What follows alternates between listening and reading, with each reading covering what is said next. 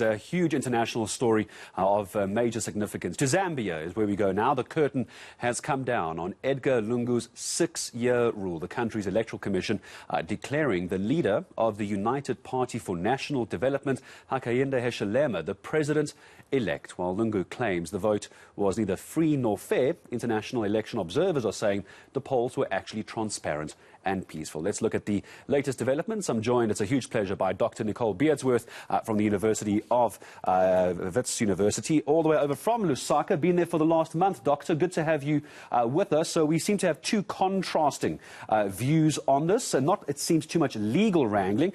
The outgoing president saying not free and fair, and we have those on the ground saying actually it went off rather swimmingly. What's your impression?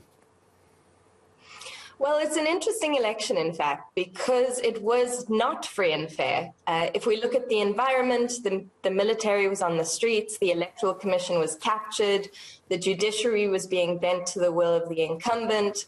We had the police that were only enforcing order against the opposition. The opposition was essentially banned from campaigning due to COVID restrictions.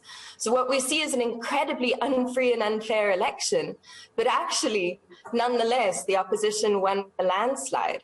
So what I would say is that the claims by the incumbent that the election was unfree and unfair might have been true, but they certainly weren't unfree and unfair in to his disadvantage. It was to the disadvantage of the opposition.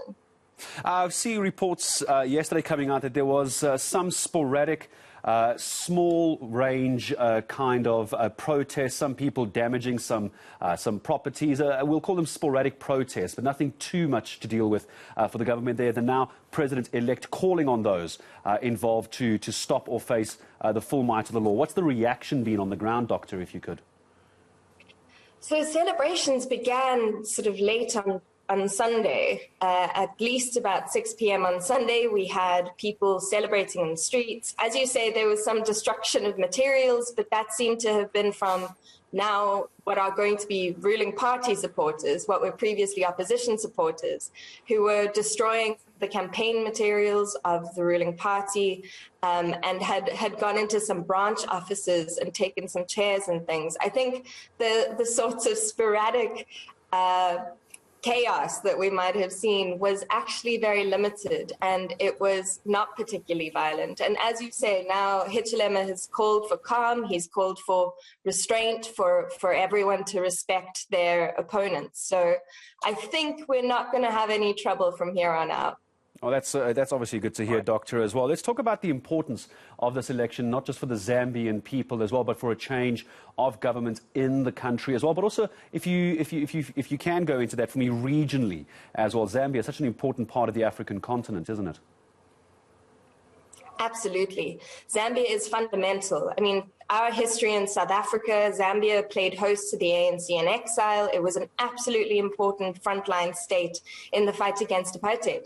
But more recently, what we've seen on the continent is 12 to 15 years of de-democratization, so growing authoritarianism across the continent. And Zambia is a kind of key case of this because it has this long democratic history, but in the last few years we've been seeing a kind of creeping authoritarianism. So this change of government marks a dramatic shift, both for Zambia and hopefully for the region. Hopefully this will be the first in a kind of domino effect of growing democratic transitions in the continent. Doctor, just before I let you go, what does this mean for South Africa? What's the South African slant on this, on having a new president coming in? Well, my understanding is that the previous president was quite difficult to work with. The incoming president is said to be a very personable man, a businessman, an economist.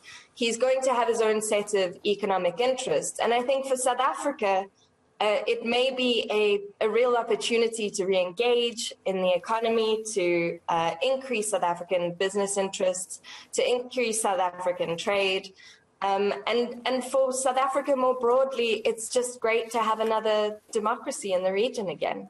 No, of course it is. Doctor, thank you very much indeed for taking time to speak. I believe you're on your way back home today after a month in Lusaka for us. It is Nicole Beardsworth from Wits University joining us all the way over from Lusaka. Let me correct myself. That is Dr. Nicole Beardsworth from Wits on the latest in Zambia.